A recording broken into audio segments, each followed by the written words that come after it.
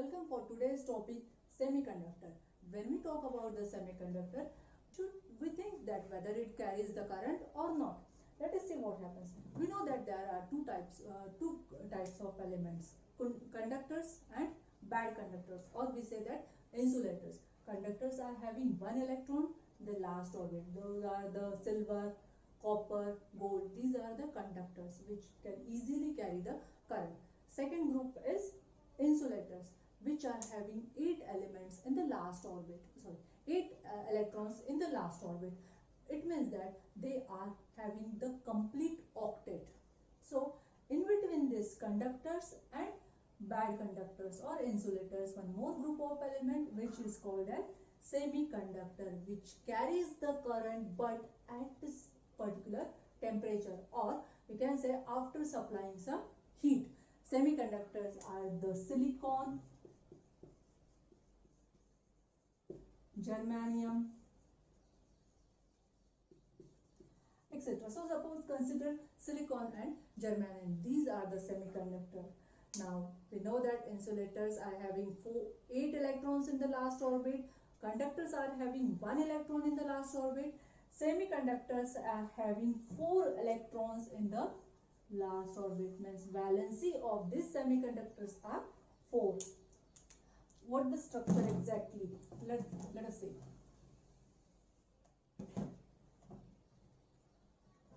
Suppose we consider a semiconductor crystal.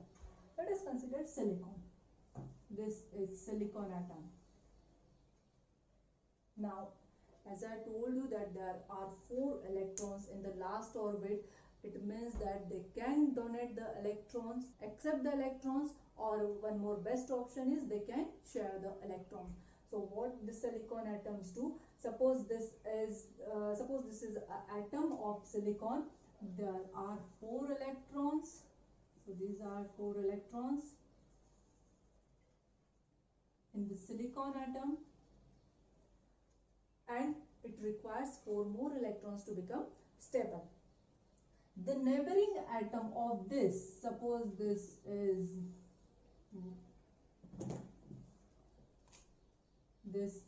one more silicon atom which is neighboring of this is second, this is third, and here is one more. Now here are 5 silicon atoms we can see, and this 5 silicon atoms shares electrons with each other. See this. Now we can see that each atom shares 1 electron with the neighboring atom, and thus suppose we consider this silicon, this atom.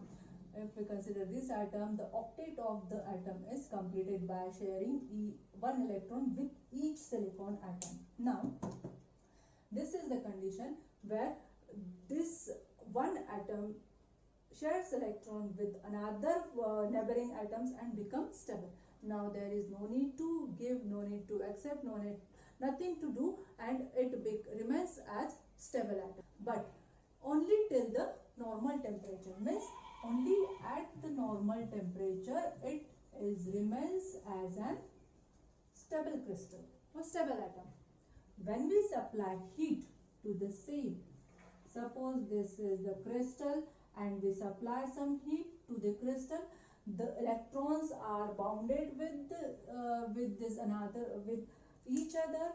Some electrons are loosely bound and easily they absorb the energy and get free. Suppose this electron is loosely bound, which absorbs the energy, gets excited and become free. These electrons get energy, absorbs energy, get excited and become free. So this is your free electron. This is your free electron. If the electron is here, here should not be any electron. If there is no any electrons, means there is a lack of electron. If it is lack of electron, it means there is a formation of hole. What is this? This is a formation of Hole is nothing but the lack of electron. It needs one electron to be complete. Now this is hole, as we know that electron is of negative charge, and the hole, obviously when the negative charge comes out, the hole is created, and this is of positive charge. So we have seen that when we supply some thermal energy to any crystal, the loosely bound electron absorbs the energy, becomes excited, comes out and becomes free. Now this free electrons is ready to move in the crystal, or it moves in the crystal. Suppose one more electron, suppose this electron again absorbs some energy and getting free. So here is creation of hole with positive charge, and here is one more free electron with negative charge. Now what happens? This electron which are free in the crystal at after supplying some energy, after supplying some thermal energy, these electrons moves in the crystal, and after some time, suppose this electron moves in the crystal, after some time it comes here, as this is of positive charge, this positive charge acquires this electron, and here is the recombination. This hole acquires the electron, and the hole again, the place of hole is replaced by the electron. This free electrons now acquired by the hole. Now the process of acquiring the electron by the hole is called as recombination. What is it? It is recombination. When any hole acquires any electron, that process is called as recombination. Now there are more electrons present in the crystal. We note down one thing, that whenever we supply the thermal energy, there are equal number of holes and equal number of electrons are generated. It means that we can say that after supplying thermal energy, equal number of holes and electrons generated, that is pair of holes and electron generated. Here also we can see that the pair of holes and electron generated. Now these electrons are freely moving in the crystal. As I told you that it moves for some time. It moves for only few nanoseconds to some microseconds.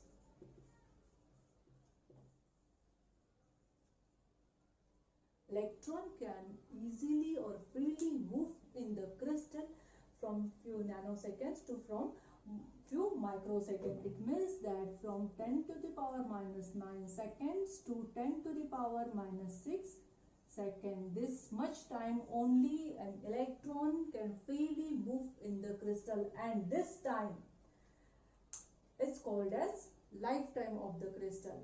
The time from where it becomes free to it is recombined with the whole. The total time required to getting an electron free and to getting it acquired by the whole. This total time is called as the lifetime of the electron, which is in between 10 to the power minus 9 seconds to 10 to the power minus 6 seconds, few nanoseconds to few microseconds. This is the total lifetime of the electron. Now we are talking about the crystal, silicon crystal, which is a semiconductor, and this crystal creates some electrons and hole pairs after applying some thermal energy. This happens only in the pure type of semiconductor. Now this generated hole and electrons are very less.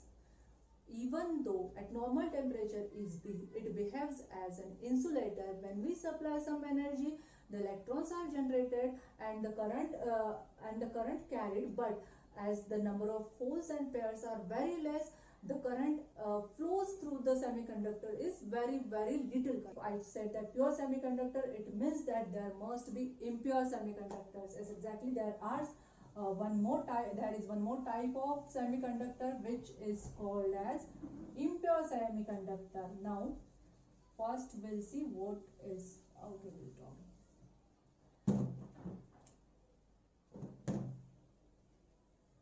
Now we have seen that pure type of semiconductor, we have seen the crystal of silicon having all the elements of all the atoms of a single element.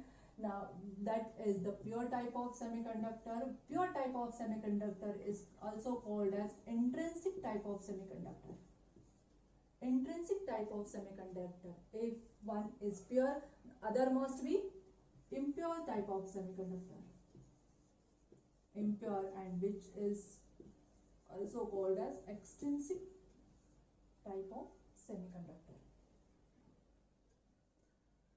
This extrinsic type of semiconductor is the gin of your gadgets.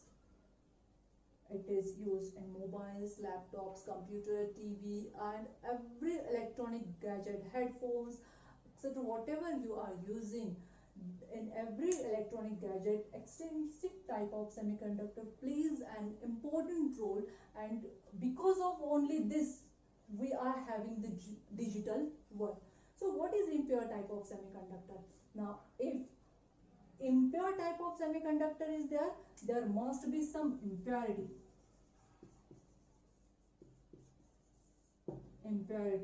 And this impurity is, whenever this impurity is added with the pure type of semiconductor, we get impure type of semiconductor, which is called as extrinsic type of semiconductor. This impurity is of two types. Impurity is of two types. I said that when we add some impurity in the pure type of semiconductor, we get the extrinsic type of semiconductor. Adding some impurity in pure semiconductor is called as doping, and this is very important process. Doping is nothing but adding some impurity. Adding impurity is called as doping. Whenever we add some impurity in pure type of semiconductor, we get extrinsic type of semiconductor. So this doping is of two types: pentavalent doping, and trivalent. Two type of doping is there: pentavalent and trivalent. With the name only we can understand that what is pentavalent and what is trivalent. As penta is 5, valent is valency. Here is tri is 3, valent is valency. So impurity is pentavalent impurity and trivalent impurity. 5 valency, it means that the elements which are having 5 electrons in the last orbit are having valency 5. Elements which are having 5 electrons in the last orbit is called as pentavalent impurity, and elements having having valency 3 is called as trivalent impurity. So when we add this type of impurity in the pure type of semiconductor, again we get two type of extrinsic semiconductor. It is first is N type of semiconductor and second is P type of semiconductor. N and P. After adding pentavalent impurity and trivalent impurity, we get two types of semiconductor, two type of extrinsic semiconductor, N type and P type. How? Let us see.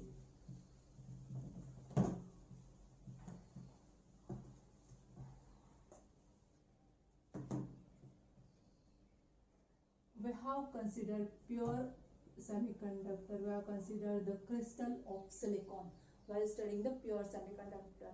Now we are talking about the extrinsic type of semiconductor, And as I told you, for getting the extrinsic type of semiconductor, we have to add some impurity in the intrinsic type of semiconductor, and we get that extrinsic. Now, as we have considered silicon crystal as a pure type of semiconductor, here also we consider the silicon crystal. Suppose this is silicon. This was the structure of a intrinsic semiconductor, where we have seen that each silicon crystal shares one electron with the neighboring silicon crystals and becomes stable. Now this is the pure crystal of semiconductor silicon, and we need extrinsic semiconductor, means we have to add some impurity in the crystal. And let us first will talk about the pentavalent impurity. Pentavalent elements are arsenic, aluminum, phosphorus. These are the pentavalent impurity, having 5 electrons in the last orbit. So when we dope some atoms of arsenic in the crystal of silicon, let us consider this atom. Instead of silicon, here we dope an atom of arsenic.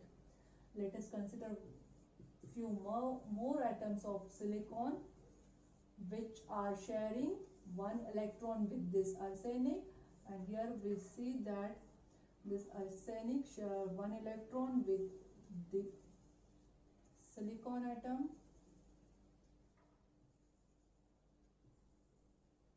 Now the question is, we know that arsenic having a pentavalent impurity. Pentavalent means there are 5 electrons in the last orbit, and if we see that there is 4 electrons of silicon crystal and only 4 electrons of arsenic, it means that there is one extra electron is there,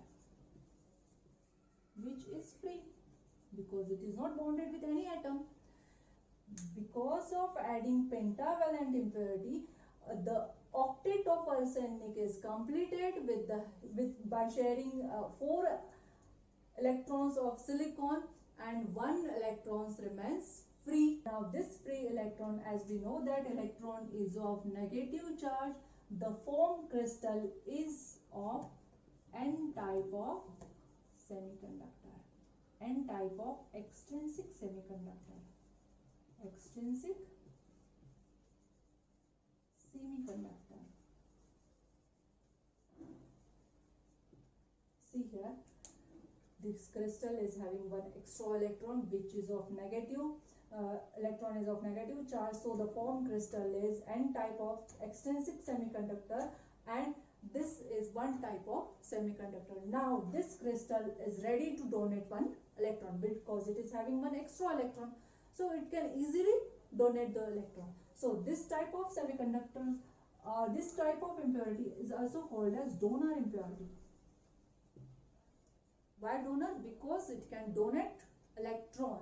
So this type of impurity is called as donor impurity, and the formed crystal having extra electrons, having free electrons, is called as N type of extrinsic semiconductor. Now we'll talk about the P type of extrinsic semiconductor. Now when we talk about the P type of semiconductor, extrinsic semiconductor, the impurity must be trivalent. Trivalent impurity means having 3 electrons in the last orbit. Now 3 electrons in the last orbit. Examples are boron, gallium, indium. Suppose we consider the crystal of boron or atom of boron. Now again we think the crystal of silicon. Suppose this is silicon crystal having 8 electron in each octet and it is stable one. Instead of this silicon crystal, we add the impurity of boron. Suppose this is your boron, but we know that boron is having 3 electrons in the last orbit and 4 electrons of silicon, means there is lack of one electron to complete the octet of boron. Here is hole. Obviously this is lack of electron. It is lack of electrons means this hole is of positive charge. Note down one thing, hole is always of positive charge. Here is one hole, here one hole is formed, so it is hole is of positive charge, so the formed crystal is of p type of semiconductor, p type of extrinsic semiconductor, extrinsic semiconductor. So this is the boron atom which were doped in silicon crystal, which shares electron with the neighboring silicon crystal, but there are 3 electrons in the last orbit of boron, and because of that one hole is generated. That hole is the lack of electron which is of positive charge, so the formed crystal is p type of extrinsic semiconductor. As we know that hole is of positive charge and it is always ready to accept the electron. This hole is always ready to accept the electron, so this type of impurity is called as acceptor impurity. So this is the acceptor impurity because there is lack of hole and it easily acquire the electron. So this p type of semiconductor and n type of semiconductors are the 2 types of extrinsic semiconductor which are impure semiconductor and which are very useful, and because of this extrinsic semiconductor only we can communicate with each other with the help of mobile, with the help of phones, computer. So in today's lecture we have seen the semiconductors, types of semiconductors, pure and impure, that is intrinsic semiconductor and extrinsic semiconductor. Extrinsic semiconductors are again of 2 types, p type semiconductor and n type semiconductor.